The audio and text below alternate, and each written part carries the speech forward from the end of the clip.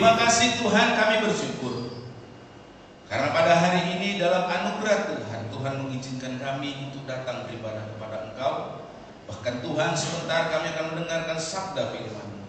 Tuhan berkati hamba-Mu yang menyampaikan dan setiap jemaat yang mendengarkan, agar setiap kami dibangun imannya, beroleh hikmat pengertian, beroleh pengertian yang benar tentang apa yang Tuhan mau dalam hidup kami, ya Bapak.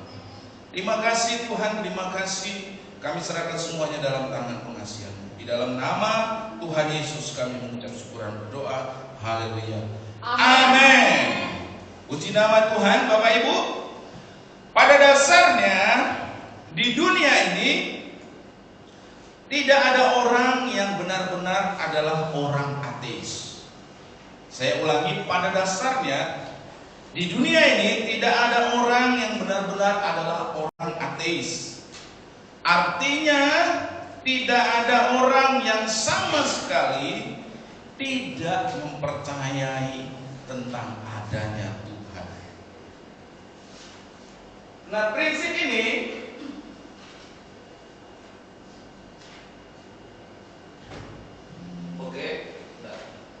prinsip ini sejajar dengan pernyataan yang diucapkan oleh David Foster Wallace, seorang sastrawan yang sangat terkenal serta profesor dalam bidang bahasa Inggris pada Illinois State University di Amerika Serikat. Nah, yang bersangkutan ini adalah seorang finalis hadiah Pulitzer, yaitu penghargaan tertinggi di dunia dalam bidang penulisan dan jurnalistik pada tahun 2012. Nah, pernyataan tentang bahwa tidak ada orang yang sungguh-sungguh adalah orang ateis tersebut ia sampaikan ketika ia menyampaikan orasi di dalam acara wisuda di perguruan tinggi di Kenyon College pada tahun 2005. Nah, sangat menarik apa yang dia sampaikan di dalam orasinya tersebut. Bahkan apa yang ia sampaikan di dalam orasinya tersebut dikutip oleh beberapa harian media di Amerika Serikat yang sangat terkenal seperti Los Angeles Times dan Wall Street Journal, ya. Di dalam orasinya tersebut, Wallace berkata sebagai berikut: There is actually no such thing as atheism. There is no such thing as not worshiping. Everybody worships. The only choice we get is what to worship. Yang artinya adalah sesungguhnya tidak ada yang namanya ateisme. Tidak ada yang namanya tidak menyembah. Semua orang menyembah. Satu-satunya pilihan yang kita peroleh adalah apa yang kita sembah. Jadi tidak ada orang yang tidak menyembah. Hanya saja satu-satunya pilihan apa yang kita sembah. Nah, Bapak Ibu saudara-saudari, dengan kata lain, pada dasarnya tidak ada orang yang tidak mempercayai tentang adanya Tuhan. Semua orang mempercayai adanya Tuhan. Hanya saja yang membedakan adalah siapakah Tuhan yang ia percayai. Adakah ada orang yang mempercayai sebagai Tuhan, dan ada orang yang mempercayai ilah yang palsu sebagai Tuhannya.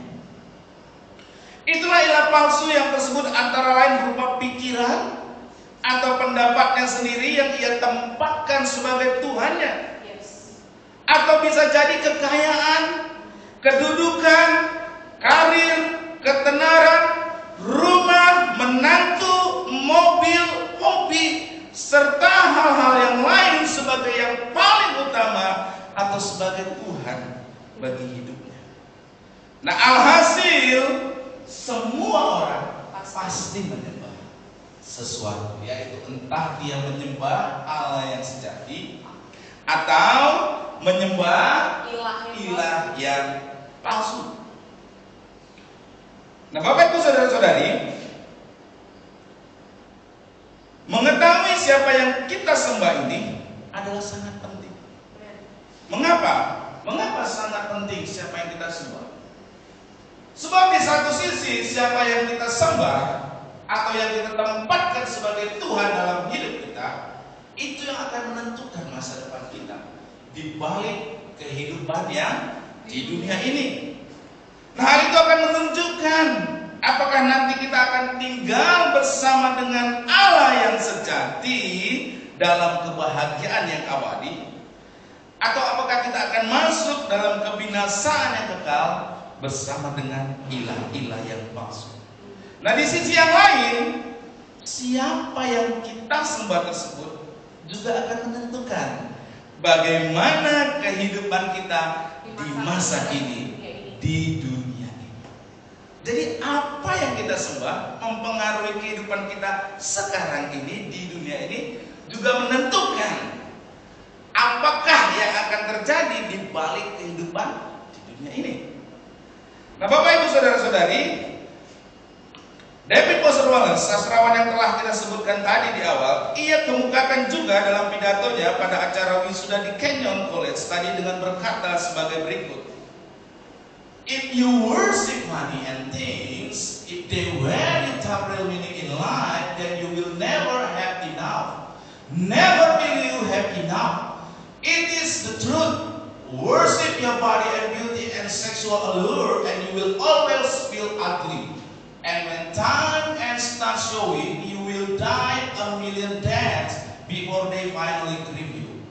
Worship power, you will end up feeling weak and afraid. Worship your intellect, and you will end up feeling stupid. Yang artinya, jika engkau memuja uang dan harta, jika itulah tempat di mana engkau menaruhkan makna hidupmu, maka engkau tidak akan pernah memiliki rasa cukup. Tidak pernah engkau merasa cukup. Itu adalah kebenaran. Saya kemarin sharing sama satu jemaat. Saya bilang, kalau yang menjadi tujuan dalam hidupmu adalah uang, pasti tidak akan pernah cukup. Saya bilang, kenapa? Saya kasih ilustrasi. Waktu dulu kamu susah, mengalami kesusahan, kamu selalu bilang apa? Tak ada uang.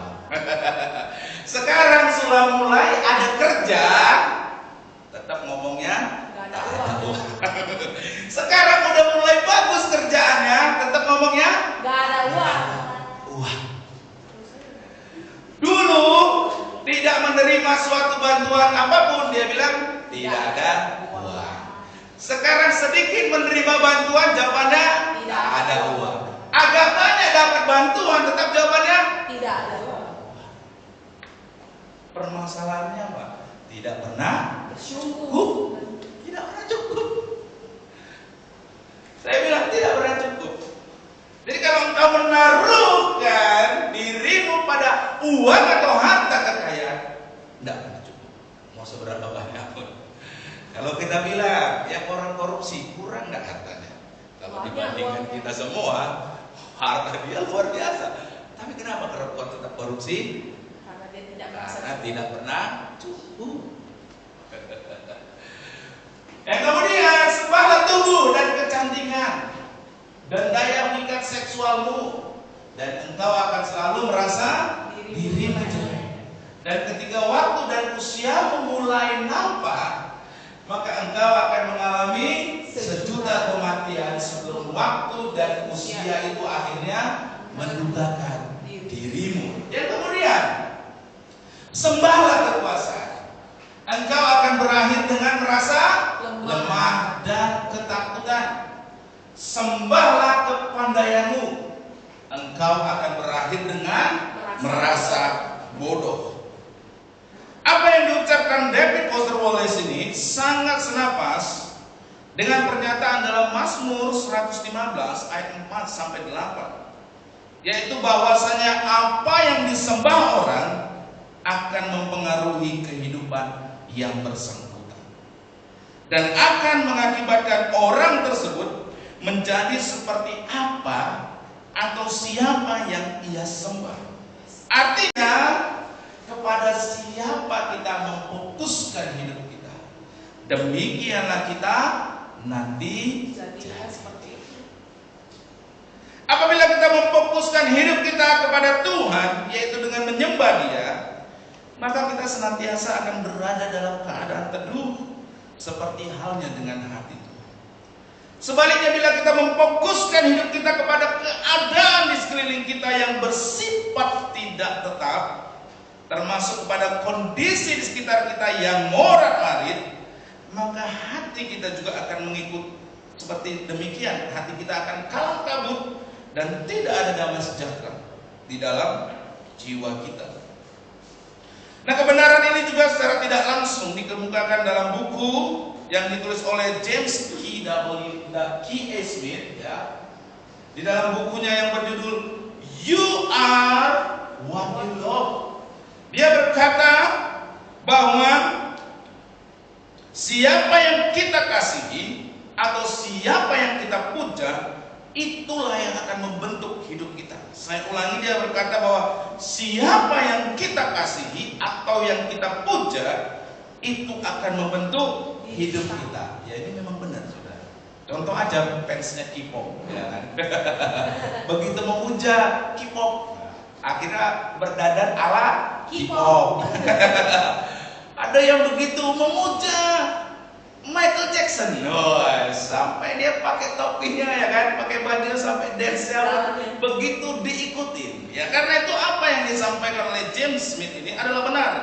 Siapa yang kita kasih atau siapa yang kita puja, itu akan membentuk hidup kita. Artinya, kalau yang kita puja serta yang menjadi fokus kehidupan kita adalah Allah yang sejati, maka Dia pula lah yang akan mempengaruhi dan membentuk hidup kita. Nah, atas dasar itulah Bapak Ibu, di sepanjang bulan ini, dengan menelaah percakapan yang Tuhan Yesus dengan seorang perempuan di Samaria, sebagaimana yang ditulis dalam Yohanes 4 ayat 21 sampai 24, saya mengajak untuk kita semua mengarahkan kehidupan kita pada fokus yang benar, yaitu kepada Allah yang sejati. Fokus yang benar yaitu dengan hidup sebagai penyembah yang benar.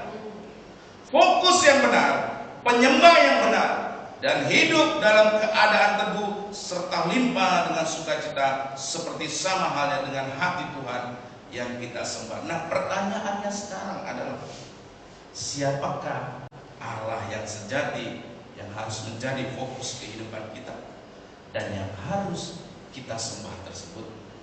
Nah, untuk itu mari kita semua membaca kata-kata yang Tuhan Yesus sampaikan kepada perempuan Samaria di desa Sikar, yaitu seperti yang tercatat dalam Yohanes 4 ayat 21 sampai dengan 24. Di dalam kalimat itu Yesus mengemukakan tentang siapakah Allah yang sebenarnya. Yohanes 4 ayat yang ke-21 sampai dengan ayat yang ke-24. Kata Yesus kepadanya, kepada perempuan Samaria, percayalah kepadaku, hai perempuan, saatnya akan tiba bahwa kamu akan menyembah Bapa bukan di gunung ini dan bukan juga di Yerusalem. Kamu menyembah apa yang tidak kamu kenal, kami menyembah yang kami kenal. Sebab keselamatan datang dari bangsa Yahudi. Nah, sebagaimana yang telah diutarakan dalam uraian firman Tuhan di minggu yang lalu, Bapak Ibu, kata-kata yang Tuhan Yesus ucapkan ini merupakan tanggapan dirinya terhadap pernyataan sang perempuan Samaria tentang perbedaan ibadah yang dilakukan oleh orang Samaria dengan orang Yahudi. Kalau saudara masih ingat di minggu lalu, apabila orang Samaria di dalam mereka beribadah, mereka akan pergi kemana? Ke Gunung Gerizim.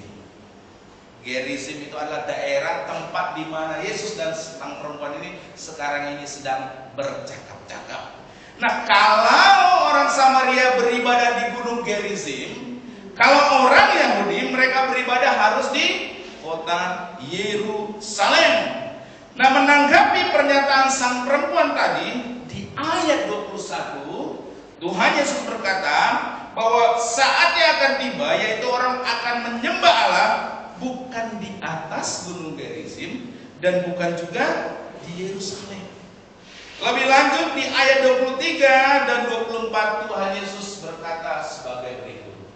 Tetapi saatnya akan datang dan sudah tiba sekarang bahwa penyembah benar akan menyembah Bapa dalam roh dan kebenaran, sebab Bapa menghendaki penyembah.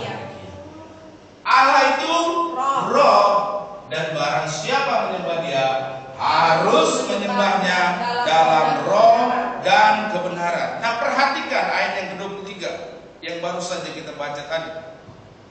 Di situ Tuhan Yesus mengutarakan tentang penyembah benar. Berarti sesungguhnya ada dua macam penyembah. Yang pertama, penyembah yang benar, dan yang kedua adalah penyembah yang tidak benar. Kalau saudara ditanya pertanyaan yang sekarang ini, penyembah yang benar atau penyembah yang tidak benar? Yakin? Pak Andreas lirik-lirik, siapa dia ngomong yakin? Mas saya lihat gitu dia lirik-lirik ya. Kalau berbicara penyembah yang benar, berarti ada penyembah yang tidak benar. Nah, apa yang membedakan keduanya? Yang membedakan keduanya bukan tempat di mana mereka beribadah, seperti yang diutarakan sang perempuan Samaria tadi, dan yang telah dijawab oleh Tuhan Yesus di ayat 21 tadi, bukan di Gunung Gerizim, bukan di Yerusalem. Namun siapakah yang disembah oleh yang bersangkutan? Nah, penyembah yang sejati, yang benar adalah orang yang menyembah Allah yang sejati. Sedangkan penyembah yang tidak benar adalah orang-orang yang menyembah ilah-ilah yang palsu. Pertanyaan saya, Anda penyembah yang benar atau penyembah yang tidak benar? Benar. Untuk Istinop aja yang yakin, selebihnya nggak yakin. Anda penyembah yang benar atau penyembah yang tidak benar? Benar. Mulai 75% yakin. Uji nama Tuhan ya saudara. Ingat, penyembah yang benar adalah menyembah Allah yang sejati. Sedangkan penyembah yang tidak benar adalah orang yang menyembah ilah-ilah yang palsu.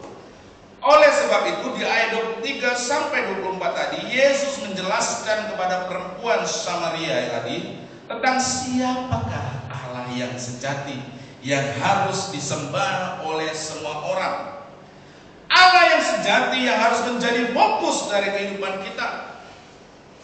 Allah yang sejati dan yang bila kita tempatkan sebagai fokus dari kehidupan kita, maka kebahagiaan dan damai sejahtera lah yang akan memenuhi hati kita. Nah, berdasarkan penjelasan tentang yang Tuhan Yesus sampaikan tentang siapakah Allah yang sejati tersebut, kita dapat menarik 3 kesimpulan bahwasanya Allah yang sejati adalah yang pertama, Allah yang sejati adalah pribadi yang maha kuasa. Saya ulangi sekali lagi bahwa Allah yang sejati adalah pribadi yang maha kuasa. Nah, hal tersebut diutarakan oleh Tuhan Yesus di ayat 24 dengan berkata sebagai berikut. Allah itu roh. Belum bersemangat. 1, 2, 3. Allah itu roh. Allah itu roh. Dan barang siapa menyembah Dia harus menyembahnya dalam roh dan kebenaran. Nah, perhatikan di sini ya. Yesus menyebut pribadi yang disembah oleh semua orang itu dengan kata Allah. Allah itu roh. Nah, kata ini dalam bahasa Yunani, bahasa Alkitab asli Perjanjian Baru, dari asal kata theos, dan dalam Alkitab bahasa Ibrani, Alkitab Perjanjian Lama diartikan Elohim, dalam bahasa Inggris God. Nah, yang artinya adalah pribadi yang maha tinggi dan maha kuasa. Nah, kalau Allah adalah pribadi yang maha tinggi dan maha kuasa, maka di seluruh alam semesta ini tidak ada yang lebih agung daripada Allah. Tidak ada yang lebih berkuasa dibandingkan Allah. Itulah sebabnya Dialah satu-satunya pribadi yang harus disembah, dan hanya kepada Dialah kita patut beribadah. Nah, Bapak Ibu Saudara-saudari, perlu diperhatikan bahwa menyembah dan memuji merupakan dua hal yang berbeda. Kita boleh memuji siapa saja yang memang patut untuk dipuji. Sebagai contoh, kalau kita melihat orang yang baik, tentu kita akan berkata, wah, orang tersebut sangat baik. Sebagai contoh Pak Andreas, dia adalah pribadi yang baik. Maka kita tidak akan segan-segan memuji, wah, Pak Andreas orangnya baik. Waktu saya ngomong orang yang baik, Bang Sandro senyum-senyum. Kenapa itu Bang Sandro? Gak percaya nih. Ya. Nah, ada lagi kalau kita melihat anak-anak yang luar biasa mendapatkan nilai di dalam ujian sekolah, tentu kita akan berkata, wah, luar biasa, kamu anak hebat, kamu anak pintar. Nah, begitu juga kalau orang menghasilkan suatu karya seni atau suatu hasil musik mungkin yang kita bilang, wah, luar biasa, kamu bagus banget, mantap banget main musiknya, keren. Nah, banyak hal yang patut untuk dipuji, namun lain halnya dengan menyembah. Hanya Allah saja yang boleh disembah. Kita boleh memuji siapa saja, tapi kita tidak boleh menyembah. Hanya Allah saja yang boleh disembah. Artinya, bila kita menempatkan apa saja sebagai artinya bila kita menempatkan apa saja yang bukan Allah sebagai pribadi yang paling tinggi dalam hidup kita, maka kita telah menempatkan hal itu sebagai berhala dalam hidup kita. Kalau kita menempatkan orang lain sebagai yang paling tinggi, paling utama dalam kehidupan kita, maka itu sama dengan kita memberhalakan orang tersebut. Kalau kita memuja kedudukan sebagai hal yang paling utama dalam hidup, sehingga untuk itu kita rela mengorbankan hal-hal yang lain, bahkan tidak segan untuk menjual iman yang benar hanya karena tawaran kedudukan yang bersifat sementara, maka kita telah menjadikan kedudukan itu sebagai Tuhan. Sering tidak menemui ini dalam kehidupan sehari-hari? Banyak, bukan sering lagi, banyak ya saudara.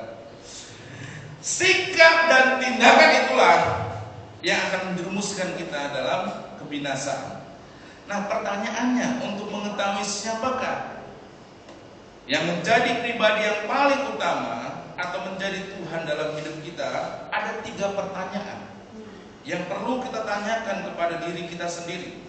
Pertanyaan ini pernah disampaikan dalam uraian firman Tuhan, kalau saudara masih ingat, di bulan Juni, yakni hidup melampaui keterbatasan, yang diambil dari dalam 1 Samuel 17 ayat 1 sampai 52. 3 pertanyaan yang akan membuat kita mengetahui siapakah Allah yang kita sembah dalam hidup kita. Ketiga pertanyaan tersebut adalah, yang pertama, pertanyaan untuk mengetahui siapa yang kita sembah. Ketika mengalami keberhasilan, siapa yang Anda banggakan? Ini keberhasilan saya ini semua karena kerja keras saya. Ini karena diri saya. Kenapa? Siapa yang Anda sembah? Siapa yang Anda puja? Diri sendiri. Diri sendiri. Keberhasilan ini karena saya. Yang kedua, ketika menghadapi kesukaran, siapa yang paling Anda andalkan? Langsung ke teman. Berarti nampak siapa yang Anda sembah? Siapa yang paling utama?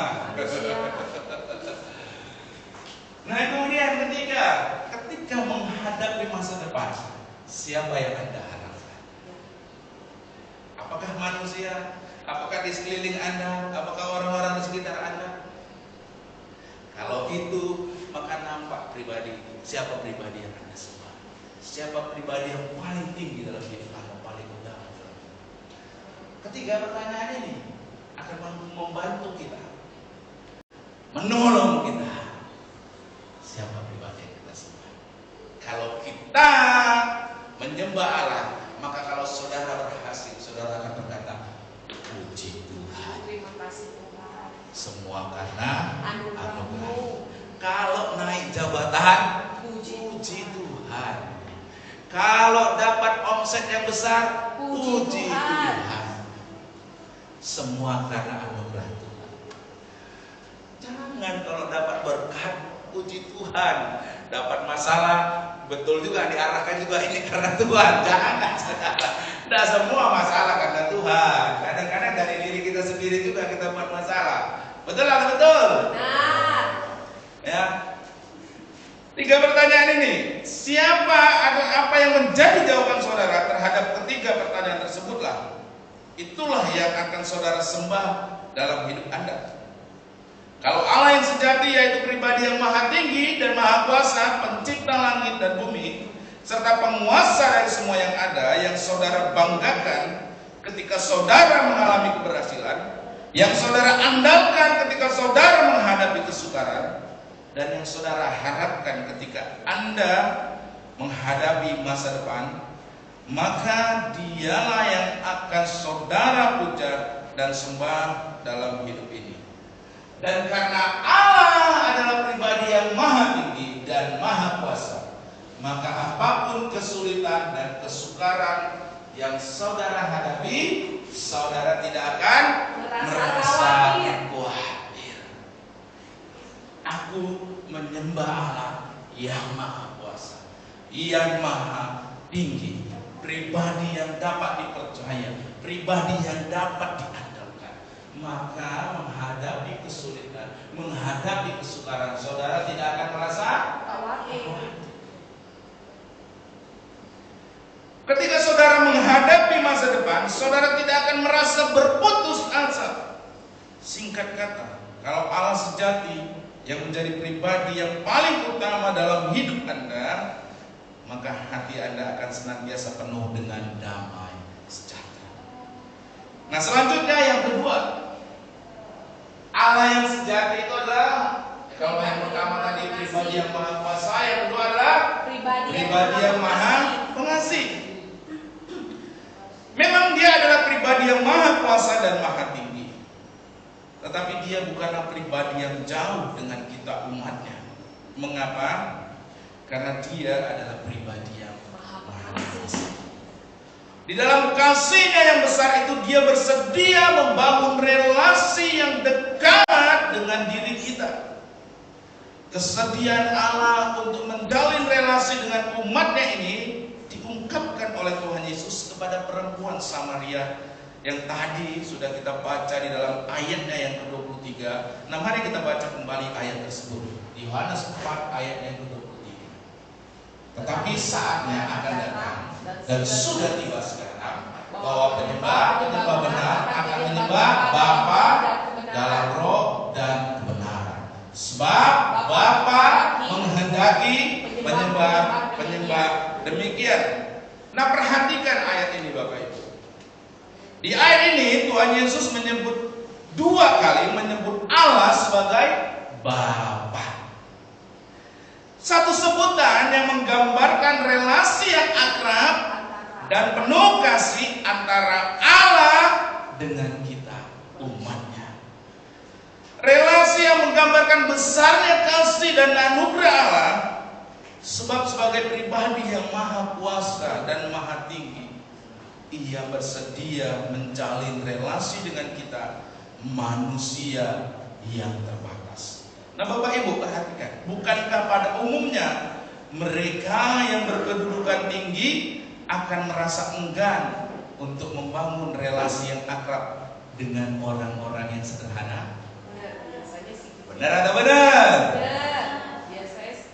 Biasanya seperti itu. Kalau orang udah mau nomoran kelas tinggi, dekat dengan kita, maskernya banyak. Sedianya hand sanitizer banyak-banyak. Kalau bisa jangan salaman. Kalau bisa jarak 2 meter. Kenapa? Berkedudukan tinggi, punya harta kekayaan. Pak Wali Kota, ayo jangan dekat-dekat. Jaraknya 2 meter aja. Kalau bisa pun jangan datang. Ya kan? Orang berkedudukan tinggi, nggak usah jauh-jauh lah. Kadang-kadang nggak perlu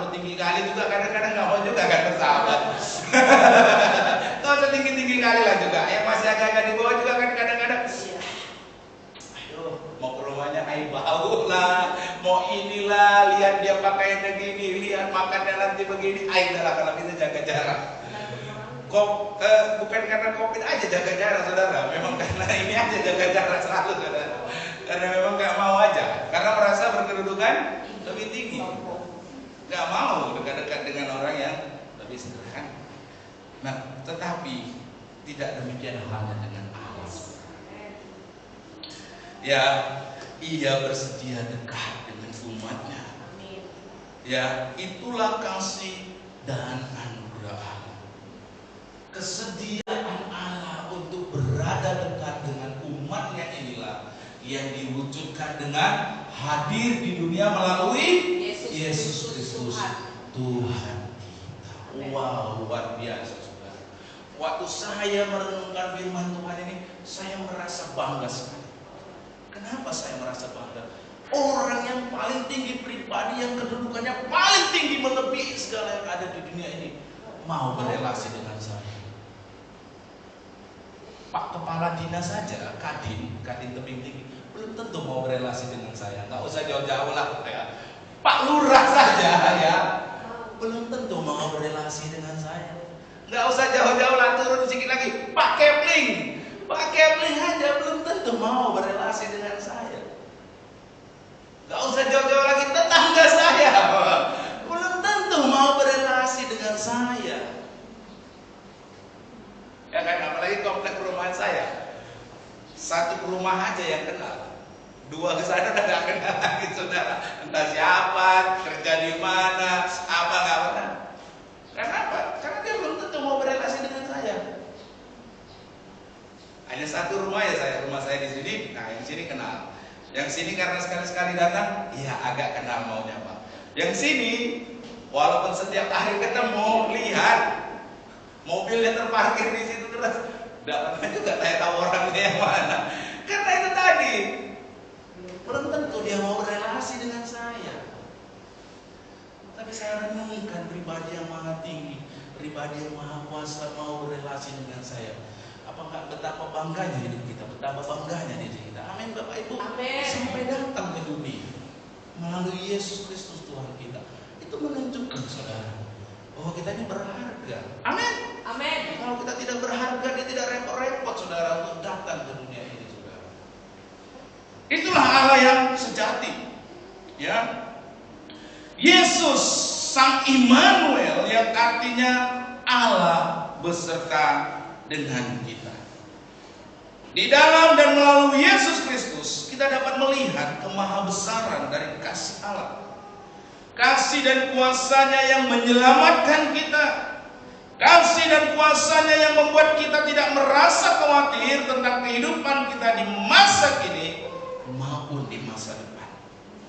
Oleh sebab itu, dengan memfokuskan hidup kita kepada Allah yang sejati, yakni melalui Yesus Kristus Tuhan kita, akan memberikan damai sejahtera yang berlimpah-limpah dalam hidup kita. Nah sekarang yang ketiga, Allah yang sejati adalah pribadi yang tidak memerlukan apapun juga. Yang ketiga, Allah yang sejati adalah pribadi yang tidak memerlukan apapun juga. Artinya Allah tidak bergantung kepada apapun dan cukup dengan dirinya sendiri atau self-sufficient. Dia tidak memerlukan apapun juga dan dia berdaulat.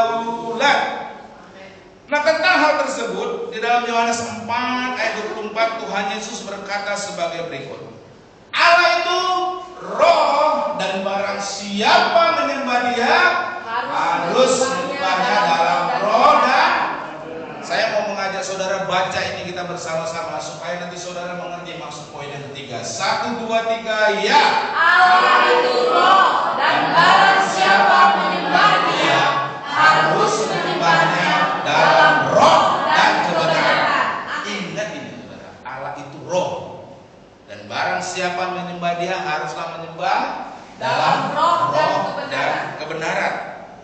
Nah Allah itu roh, artinya Allah bukanlah benda atau suatu materi. Perhatikan ini Bapak Ibu. Dia adalah roh. Karena dia adalah roh, Allah itu roh, artinya Allah bukanlah benda atau materi. Karena dia adalah roh, maka Allah tidak dapat dibatasi oleh ruang dan waktu. Sama kalau kayak saudara nganggap setan itu roh, sekalipun kamar anda kunci, pintu jendela ditutup, kalau yang ketakutan tetap aja takut. Kenapa? Karena menganggap setan itu roh kan, jahat, nggak dapat dibatasi oleh ruang dan sekalipun pintu ini dikunci. Ada saya punya teman gitu, ketakutan sekali saudara. Apalagi kalau udah sekalipun kamarnya udah ditutup kunci rapat semua, mati lampu sedikit, udah panik dia. Kenapa? Karena meyakini setan itu roh, tidak dapat dibatasi oleh ruang dan waktu. Demikian juga dengan Allah. Allah itu roh, dia tidak dapat dibatasi oleh ruang dan waktu. Nah itu sebabnya seperti yang ditulis di ayat yang 21 yang telah kita baca tadi, Yesus berkata kepada perempuan Samaria itu bahwa orang akan menyembah Bapa bukan hanya sebatas di gunung Gerizim maupun di Yerusalem. Artinya Allah tidak dapat dibatasi oleh tempat. Hal ini berarti bahwa untuk berjumpa dengan Allah dan beribadah kepadanya, Anda tidak harus mengeluarkan biaya berpuluh-puluh juta untuk pergi ke Yerusalem, ya. Dan beribadah, berdoa di Yerusalem, maka saudara doanya akan lebih manjur dan lebih didengar oleh Tuhan. Tidak, saudara. Kalau cara berpikirnya seperti yang perempuan Samaria tadi, kalau orang Yahudi harus berdoa di Yerusalem, maka hanya orang kaya lah yang bisa ke sana. Kayak kita kapan mau ke sana, saudara? Sekali touring di sana 30 juta. Kemarin saya ada siapa kemarin saya. Oh ada sama pendeta GBI Stoyo ya, Pak Alman cerita. Kan mereka mau tur ke Yerusalem. Saya tanya, berapa duit Pak? Sekitar 250 US dollar gitu ya, sekitar gitulah. Hah? Berapa duit itu Pak? Ya kalau di kurs rupiah kan sekarang sekitar 30-an juta lah. Hai dalam hati saya, kalau seandainya harus menyembah Allah harus di Yerusalem, maka hanya orang kaya lah yang kesana. Ada orang kaya kan? Kaya iman. Yang kita ini kapan? Berarti kita tidak akan bisa beribadah kepada Allah, tidak akan bisa berdoa kepada Allah. Ya, tidak saudara, tidak. Kalau seperti itu berarti hanya orang yang berduit saja yang dapat berjumpa dengan Tuhan, dan doanya akan lebih manjur. Yang benar adalah dimanapun saudara berada, Allah ada di sana. Ya, amin saudara-saudari. Amin. Yang benar adalah dimanapun saudara berada, Allah berada di sana dan saudara dapat beribadah kepadanya. Karena Allah itu bersifat cukup dengan dirinya sendiri atau self-sufficient, maka ia dapat bertindak dengan bebas tanpa dapat didikte oleh apapun juga. Saya berulang kali ngomong sama jemaat, kalau yang nggak datang, kita nggak datang sama Tuhan, siapa yang rugi? Kita. Siapa yang rugi? Diri sendiri. Allah itu cukup dengan dirinya sendiri.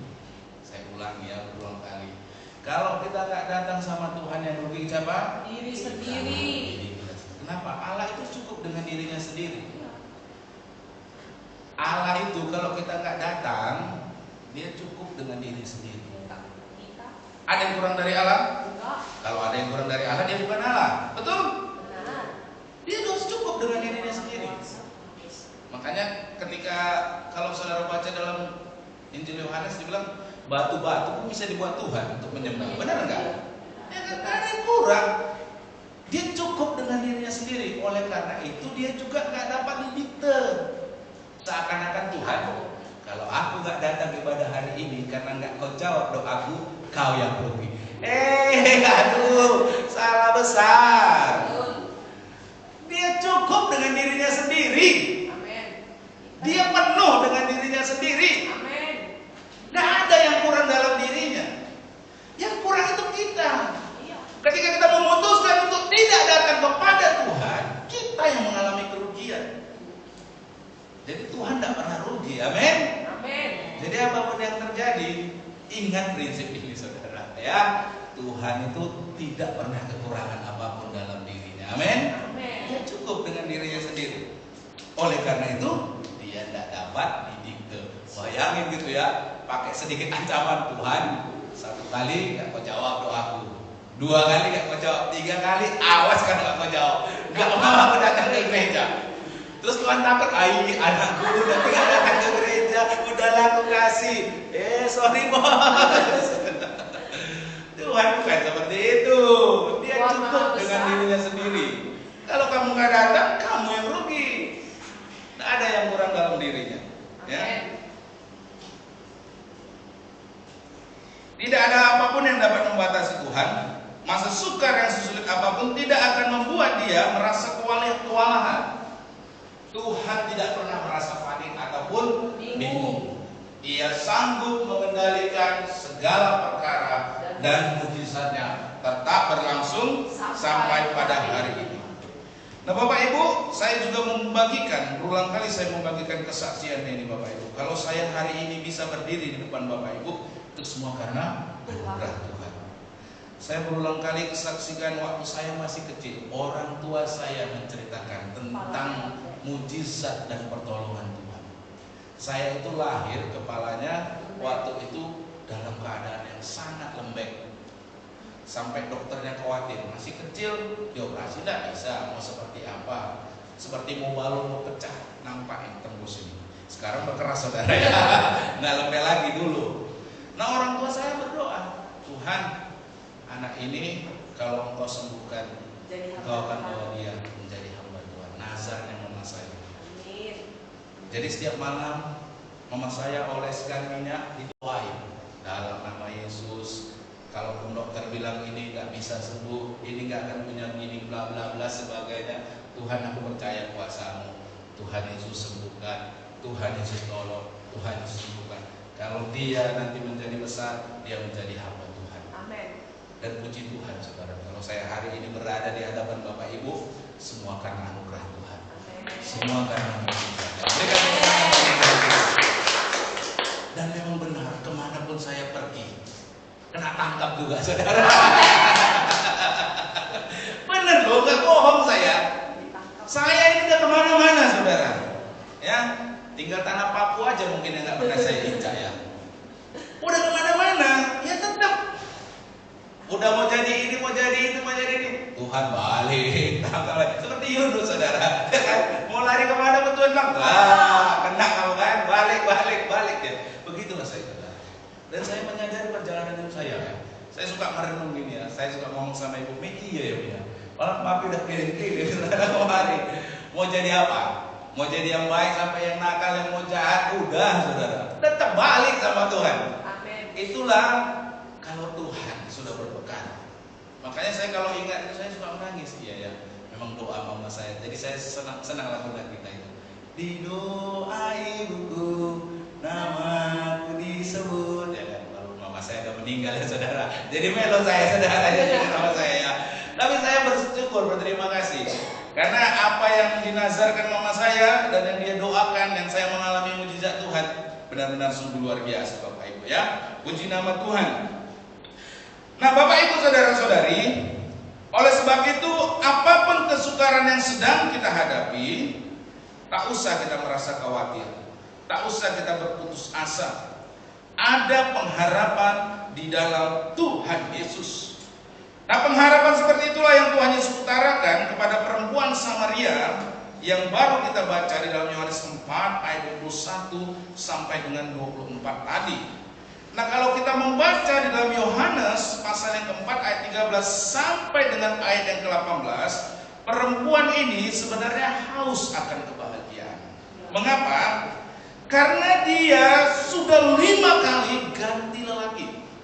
Dan yang sekarang tinggal bersama dengan dirinya itu bukanlah suaminya.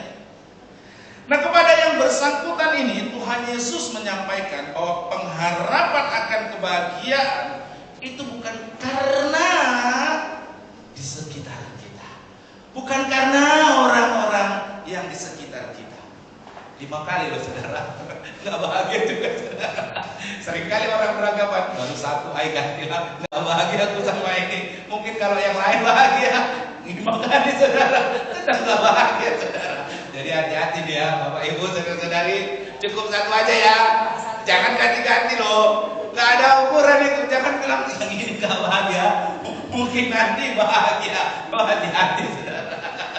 5 kali tetap juga nggak bahagia. Pak Andres ketawa dia. Ya, amin. 1 saja cukup ya. Amin. Ya, 1 saja cukup. Karena 5 kali tidak menjamin kebahagiaan ya saudara ya. Nah, yang bersangkutan Tuhan Yesus menyampaikan pengharapan akan kebahagiaan oleh karena mengenal siapakah Allah yang sejati dan memfokuskan hidupnya kepada Allah yang sejati itu. Allah yang sejati yang telah hadir dan menyapa kita di dalam kasih-Nya, yakni Yesus Kristus Tuhan kita. Nah, pertanyaannya sebagai penutup yang sekarang ini, kepada siapakah Anda memfokuskan hidup Anda? Siapakah yang menjadi pribadi yang Anda sembah? Adakah Allah yang sejati atau ilah-ilah yang palsu seperti kekayaan, kedudukan, ketenaran, karir, dan berbagai hal yang lain yang kita tempatkan lebih utama dibandingkan Tuhan Yesus? Pertanyaan yang berikutnya adalah, sudahkah dengan hal itu semua Anda mengalami kebahagiaan yang sejati? Apabila belum, sekarang terimalah uluran anugerah Allah dalam Yesus Kristus.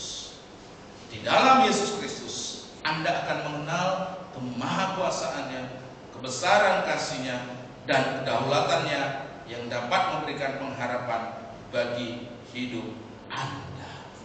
Amin, Bapak Ibu saudara-saudari. Siapa yang menjadi fokus hidup Anda? Allah yang sejati. Itulah yang Anda sembah. Amin.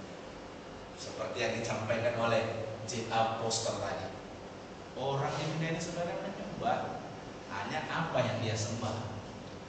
Adakah Allah yang sejati atau ilah yang palsu? Kekayaan, kedudukan, ketenaran, dan lain sebagainya. Di berapa minggu yang lalu saya bilang kalau orang yang fokus hidupnya kekayaan, hati-hati. Kenapa? Gara-gara orang kekayaan, ia rela menipu orang. Betul.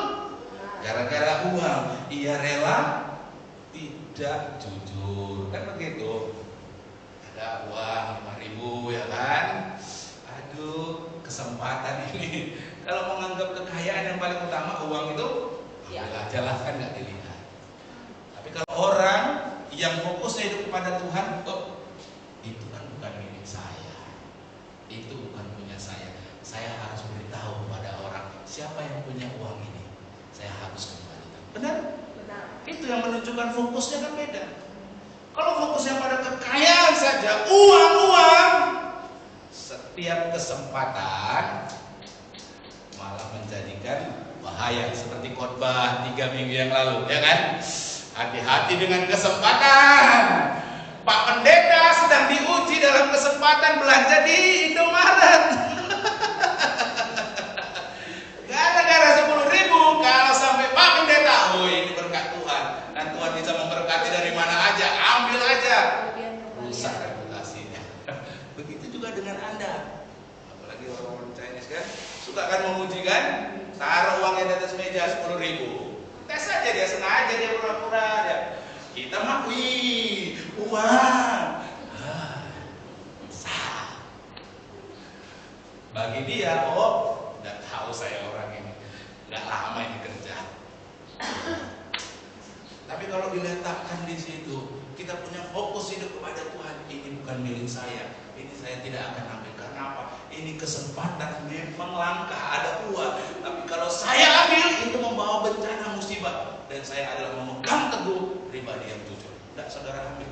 Maka ketika orang yang sebelah saya di sini lihat, nggak diambil. Besok dilihat nggak diambil. Oh, orang ini bisa dipercaya. Orang ini layak dipercaya. Dikasih nggak jadinya yang lebih besar lagi kepercayaannya? Besar. Amin. Amin. Jadi kepada siapa Anda memfokuskan hidup Anda, itu menentukan nilai-nilai dalam hidup Anda. Amin. Hari ini kita belajar siapa yang Anda fokuskan dalam hidup Anda. Adakah Allah yang sejati atau ilah-ilah yang palsu? Kekayaan, ketenaran, kedudukan, rela gitu kan? Demi karir, kedudukan, fitnah. Benar atau enggak?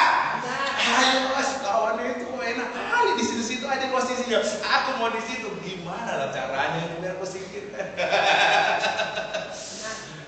Betul lah Pak Haji, ya kan realita kan? Nah itu, karena fokus hidupnya beda. Fokus hidupnya beda. Makanya hati-hati kita. Siapakah Allah yang sejati kita semua? Kalau Allah yang sejati, dia adalah pribadi yang maha kuasa, dia adalah pribadi yang maha kasih, dan dia adalah pribadi yang tidak bergantung kepada apapun juga. Jadi bukan karena saudara merasa dalam keadaan sukar sekarang, Tuhan gak bisa tolong. Ingat, Tuhan itu pribadi yang maha kuasa, dia tidak bergantung pada keadaan apapun juga. Kalau kita belajar, ingat kembali beberapa khotbah yang lalu, ketika bangsa Israel, di depan ada sungai, di belakang pasukan Firaun, suasananya seperti film Dodo Kasino Indro, maju kena, mundur kena, nggak ada opsi. Udah maju kena lautan ya kan, ke belakang ada tentara Firaun mengejar, dia maju pun juga salah, kenapa dia mau datang dekat pasukannya? Tetapi Tuhan selalu punya jalan keluar. Dia baik, dibelah. Itulah menggambarkan bahwa Tuhan adalah pribadi yang tidak bergantung pada apapun juga. Amin. Amin. Mari kita tundukkan kepala kita bersatu dalam doa. Terima kasih Tuhan, kami bersyukur untuk firman Tuhan pada hari ini ya Tuhan yang sudah kami dengar. Kami belajar Tuhan bahwa Engkau menghendaki kami adalah penyembah-penyembah yang benar, yang menyembah Bapa dalam roh dan kebenaran. Allah yang sejati yang menjadi fokus dalam kehidupan kami. Allah yang maha kuasa, Allah yang maha pengasih, serta Allah yang tidak bergantung kepada keadaan apapun juga. Kalau kami menaruh fokus hidup kami kepada Engkau ya Tuhan, kami akan mengalami kebahagiaan yang sejati. Itulah Tuhan yang Engkau tawarkan kepada perempuan di Samaria yang haus akan kebahagiaan, oleh karena dalam kehidupannya ia bergonta-ganti pasangan namun tidak mendapatkan kebahagiaan. Atas dasar itu Engkau menyarankan untuk dia hidup kepada fokus untuk menyembah Allah, menyembah Allah yang sejati. Dan kami percaya Tuhan, kalau kami hidupnya fokus kepada Engkau ya Tuhan, maka kami akan seperti apa yang kami fokuskan. Kalau kami mencintai Tuhan, maka hidup kami akan menggambarkan hidup yang mencintai Tuhan. Tapi kalau kami hidup mencintai uang, mencintai kekayaan, maka kehidupan kami akan mencerminkan apa yang kami cintai tersebut. Ya Tuhan, hari ini kami semakin sadar bahwa Engkaulah, hanya Engkaulah Tuhan yang patut dan layak untuk dipuji dan disembah ya Tuhan. Biar kami mengingat akan kebenaran firman-Mu yang kami dengar pada hari ini Tuhan, untuk menjadikan hidup kami lebih fokus kepada Tuhan, lebih sungguh-sungguh menyembah Tuhan. Terima kasih ya Bapak, terima kasih untuk kebenaran firman-Mu. Di dalam nama Tuhan Yesus kami mengucap syukur dan berdoa. Haleluya. Amin.